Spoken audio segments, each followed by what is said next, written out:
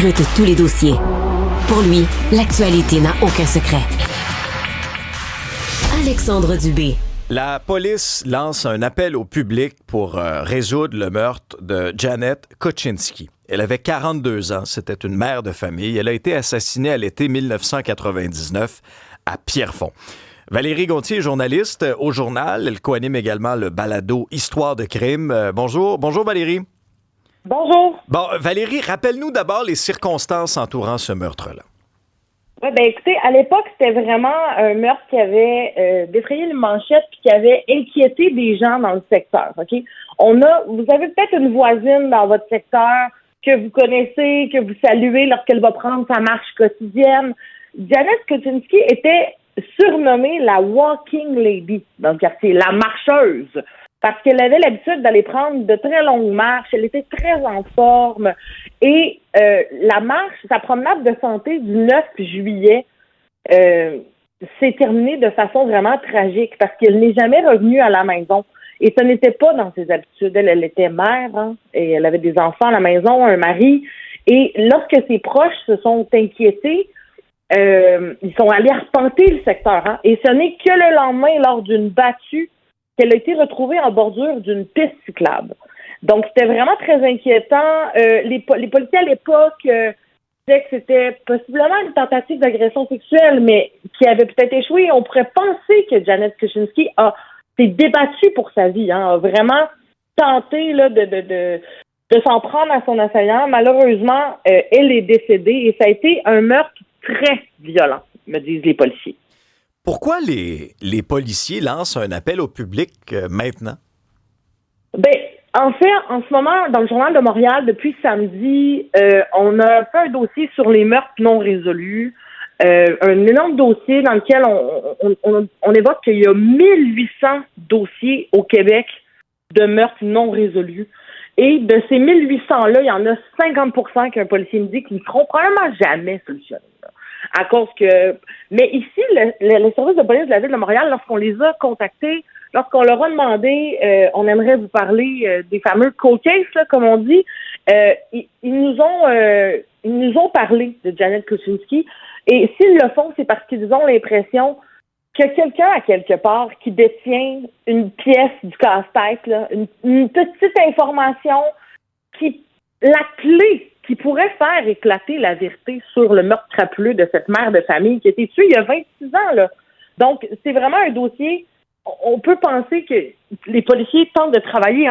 Ils nous le disent, il n'y a aucun dossier qui est oublié, mais celui de Janet Kuczynski est vraiment sur la table des enquêteurs du service de police de la Ville de Montréal qui s'occupent des crimes non résolus. Et on m'a même dit, on était même jusqu'à me dire que les enquêteurs à qui j'ai parlé m'ont dit on ne serait pas ici si on n'avait pas la conviction qu'un jour, on va pouvoir solutionner ce crime. Puis vous le savez, dans les dernières années, même dans les derniers mois, il y a énormément de meurtres non résolus qui ont finalement été solutionnés grâce à quoi? Grâce aux avancées de la science. Oui, avec l'ADN, entre autres. Valérie, l'enquête est allée dans toutes sortes de directions. Là. On a même, à un moment donné, suspecté une espèce d'un tueur en série là, qui aurait pu être à l'origine de ce meurtre-là. Absolument. William Fife. Il y a peut-être des gens là, qui nous écoutent en ce moment qui savent exactement qui est le William Fife parce qu'à l'époque, on en avait vraiment largement parlé dans les années 2000. William Fife, c'est un individu qui a été arrêté là, parce qu'il commettait un peu comme les crimes parfaits, cet homme-là. Mais un jour, il y a une technicienne là, du laboratoire de sciences judiciaires qui, en arpentant la maison où un meurtre de femme avait été commis, a retrouvé une empreinte d'une paume de main qu'il a laissée. Et à partir de là, tout a débloqué. On a réussi à l'arrêter et on l'avait accusé pour des meurtres. Il a fini par avouer 9 meurtres de femmes, cet individu-là.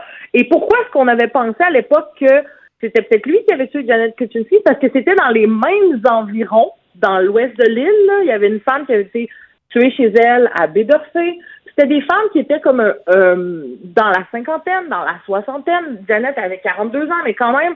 Et c'était des femmes qui étaient tuées chez elle. William Fife se faisait passer pour un homme à tout faire, etc.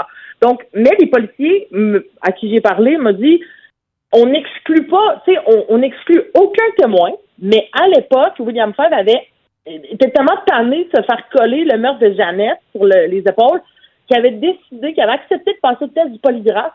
Il avait été blanchi dans l'affaire Kuczynski. Donc, tu sais, l'homme a dit j'en ai tué 9, mais j'en ai pas tué 10. Donc, tu sais, c'était quand même assez particulier.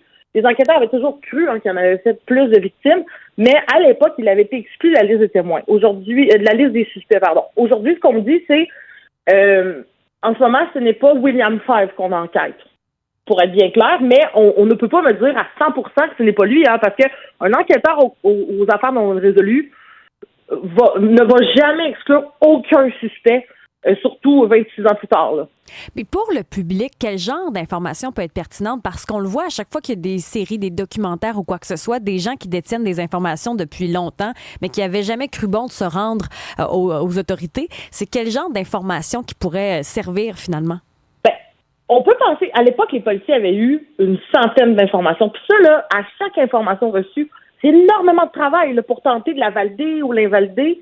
Et les policiers, des fois, me disent, dans d'autres cas, ou dans ce cas-ci, évidemment, ils se gardent bien certains détails parce qu'ils veulent protéger leur enquête, mais il y a eu des cas où on me disait, il y a quelqu'un quelque part qui sait quelque chose, puis à l'époque, avait peut-être peur de le divulguer, avait peut-être entendu, ou sait peut-être c'est qui, ou entendu que ça serait telle personne, mais par peur de représailles, ou parce qu'on avait un lien familial avec cette personne-là. Tu sais, des fois, c'est ton conjoint ou ton beau-frère qui te dit quelque chose, mais il y a des séparations qui arrivent, puis ben là, t'es plus lié avec cette personne-là. Je vois.